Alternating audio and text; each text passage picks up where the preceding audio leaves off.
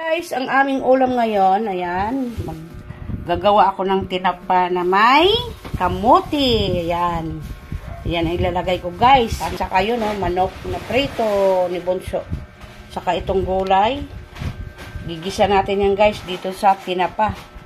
Himayin natin yung tinapa, guys. I-ano ko muna, guys, itong tinapa. Himayin ko muna yan. Pero hindi ko yan natin, guys. Mga tatlo lang. Ihalo ko dyan. Pero asawa ko, kakain din ito. Gisa natin yan, guys, muna. Tanggalan lang natin ang mga tinik.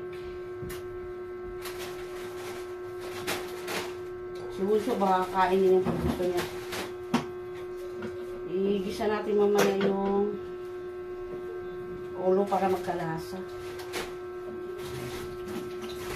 Ayan. Ito na, guys, oh. Tinapa. May natira, prilitohin ko yan. Yan, ampalaya, dahon ng ampalaya, guys. Sarap yan. Nahanap ko itong ulam na ito. Masarap ito eh. Kasi pag sanay tayo sa gulay, kahit anong gulay lang naman, diba? Yan, sarap yan. Kung hindi nyo natikman, try nyo. Kamote, tinapa, at saka itong dahon ng ampalaya. Sarap yan, guys.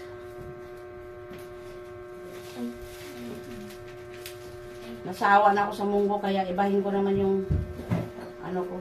Tama. Yan. Tapos yan. Ay. Bakit umampun ba kanina? Wala akong maiisip na lulutuin, guys. Nalilito yung utak ko. Pag marami ako naisip. Wala nang, ano, hindi na, ano yung utak ko sa aming lulutuin. Araw-araw. Dagdagan ko nga ito, guys. Hindi ko liitan masyado itong kamote para may mumuyain naman, hindi naman sobrang liit. Iba kasi nito, maliit yung hiwa nila. Ako malalaki. Sa prito manok yun. Ay. Ano itong ano na to? Yung kamote kasi kulay dilaw. Ay, ano ba?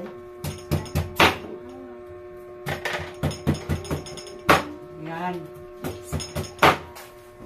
Hiwain lang natin yan, guys, ng ganyan, oh. Ako ganyan ginagawa ko, guys, pag kulang ako sa budget. Mga simpleng niluluto ko lang. Guys, yung aking gulay. Yan, kamote. Ampalaya, dahon ng ampalaya. Kahit anong dahon ng ampalaya, kahit anong dahon lang ilagay nyo. Pwede malunggay, pwede talbos. Nasa inyo na yan, guys. Saka yan, ilalagay ko sibuyas, kamatis, bawang, luya, at saka tinapa. Yan, may magic, may shrimp cube. Nasa sa inyo na kung anong gusto nyong ilagay dyan na cubes. Ayan. Ayan, guys, magluluto ako ng aking ulam. Igisa natin yung bawang, lagyan ng luya. Nasa inyo na yan, guys, kung lagyan na ng luya.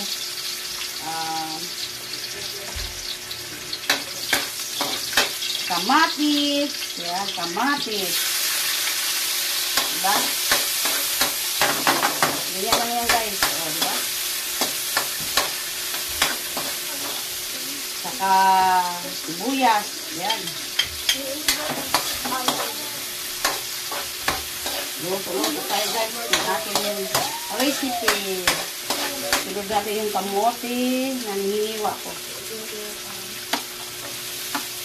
Para maluto na siya, guys.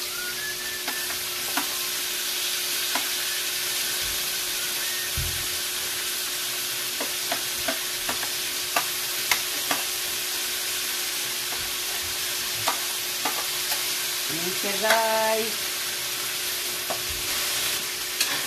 Igisa natin yung kamote, guys, para masarap.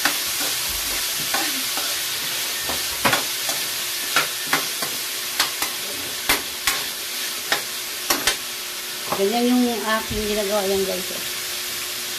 Yummy yan, guys. Saka ito. Ano pa ba paborito ng mga anak ko? Sino sila ng sawa dito. Kaya ako nag-iba ako ng ulam ko kasi. Nagigad na tayo. Asawa ko kumakain niya ng gulay. Ayan ang shrimp cubes. Nilagay. Isang buo na guys. Para mag-iba naman yung lasa ng ano natin. Saka magic. Kunting magic. Saka paminta. Yan, paminta. Yan. Lagyan na ng luya guys kasi may tinapa eh. Kung ayaw nyo ano yung langsa. Lagyan nyo ng ano. Saka kunting patis guys. Alam mo na guys. Kailangan may patis yan.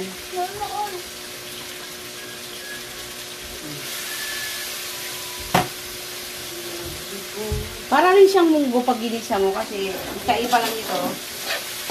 Ano siya, kamote. Tapos, ilagay natin guys yung ano kasi malambot na yung kamote. Oh. Yung tinapaya guys. Oh, isama natin yung ano, ulo. Sarap yan guys. Tubig. Yan, para maglambot yung konting tubig lang guys. Yan. Ilagay na natin itong ayan, talbos ng ampalaya. Yan. Yan siya guys. Sarap ito guys. Huwag mo lang i-overcook kasi ano siya, magpait. Yan. Maluluto na yan guys. Alam, may kamuti pa dito. Hindi ko nasama. Yan. Ang aking niluto na laman ng kamuti sa dahon ng ampalaya. Depende sa inyo yan guys kung anong gusto nyong ilagay na dahon dyan. Pwede rin malunggay, pwede yung dahon ng kamote. Yan. Tinapa with kamote, saka laman ng kamote, saka ampalaya. Yan. Yummy yan guys. Ayan. Kain na tayo guys. Ayan guys, yung aking recipe.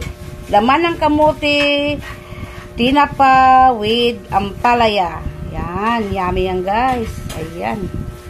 Sarap yan oh. Saka yan na naman, tinapa. Pritong manok na naman yung mga anak ko. Ayan. Saka ito guys.